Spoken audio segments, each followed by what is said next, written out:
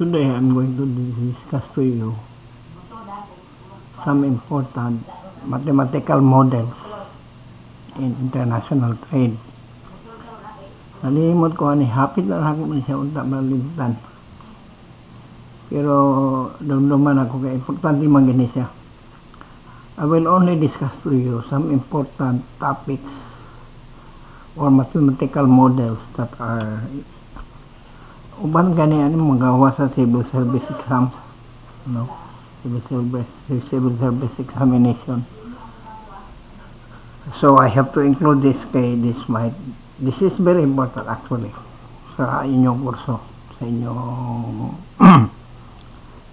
if you are studying finance, for example, or you are studying economics, importante ni siya nga mga formula. And there are four, no? International Fisher effect, and then we have Fisher effect, then we have trade gravity, and then the last one is terms of trade. Mga importante man itong topic. Now, unsa man ang International Fisher effect? That is actually, Fisher effect is the difference in nominal interest rate between two countries.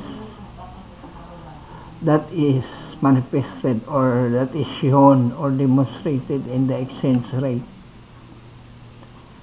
This is the currency of one country with higher interest rate is expected to depreciate. So, kinsa tong country nga taas og interest rate,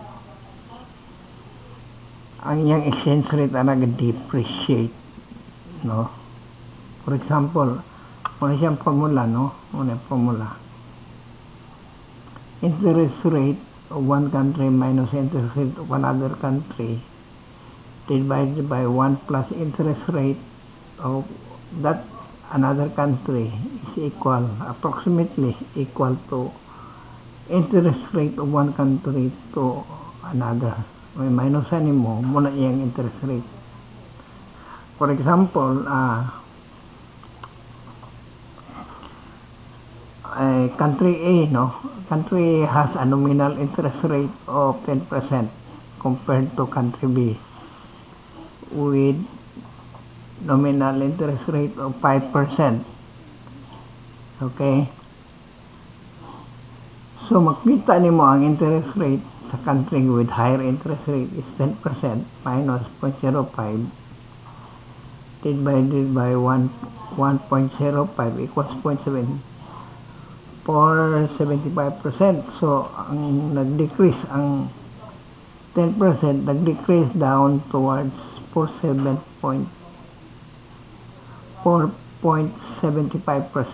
So, gikan sa 10% nag-decline ang interest rate paingon sa 75%. So, dako ang pag-decline, no? Gikan sa 10% nag-decline to 45%. That is because it follows the international Fisher effect.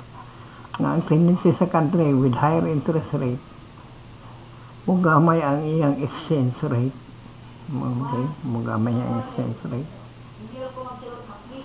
Now, lahi ang Fisher effect, lahi po itong international Fisher effect. Actually, ang Fisher effect, ang international Fisher effect is international. Fisher effect is local. Gi-improve lang na siya, nahimod sa international Fisher effect. So, ang Fisher effect is actually the relationship between interest rate and inflation rate. Simple man na siya, no? Ang imong real interest rate plus inflation rate equals the real interest rate. Okay? Ang nominal, di-add mo sa inflation rate, ang real interest rate becomes real interest rate is actually the sum of the two. In other words, if you want to get the nominal interest rate, it is simply the real interest rate plus inflation rate. Diba? Sa ato pa, ang real interest rate is equal to nominal interest rate minus inflation rate equals the real interest rate. So, pag adto nimo sa usa ka country, for example, ang inflation rate is increasing. O niya, ang iyang nominal rate, let's say, is 5%. Makita gini mo nga, ang iyang real interest rate is going higher than 5%. Why? Because of the inflation rate. So, common na siya sa mga finance, no? Common na siya sa mga finance, especially when you study about stocks, bonds, and other trading instruments, other trading instruments, investment instruments. Okay, so lahi ang Fisher effect, which is actually the real interest rate plus inflation rate. This will give you the nominal interest rate. Alright? Therefore, the real interest rate is equal to nominal interest rate minus the inflation rate. Okay, another ginagmay kini siya nga mga formula, pero importante ni siya. Ang trade gravity, no? The trade gravity, which is actually a model that states with that the bilateral agreement between two countries, okay, ang ilang bilateral trade is directly proportional to the size of their economies, which is measured in terms of gross domestic product, and inversely proportional to the distance between them. Okay, for example, ang Philippine GDP is, let's say, ang Philippine GDP, let's say, Philippine.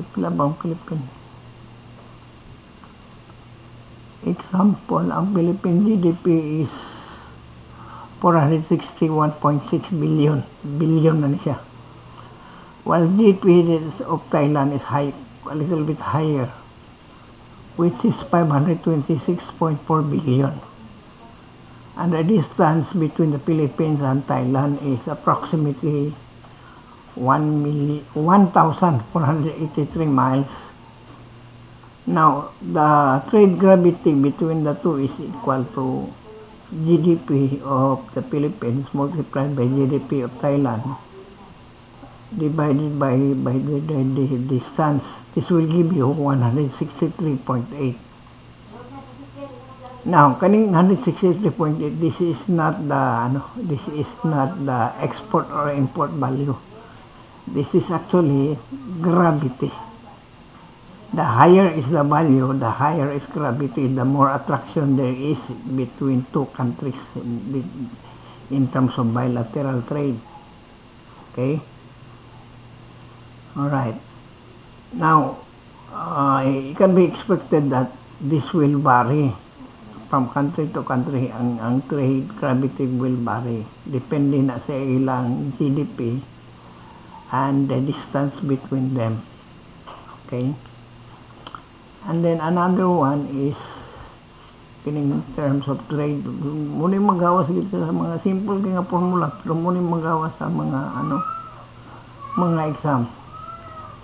So the terms of trade between two countries, that is the ratio between export price and import price. If the ratio is higher, dako kayong export price, then there is favorable. Okay, favorable terms of trade. However, if the ratio is going down, that is the price of export price is going down, falling, that there is unfavorable terms of trade. For example, here, example, suppose ang spot exchange rate between the Philippines and Malaysia are 6% and 5% respectively. So, Philippines 6%, dayon divided by 5%, that will give us 1.2, 1.20.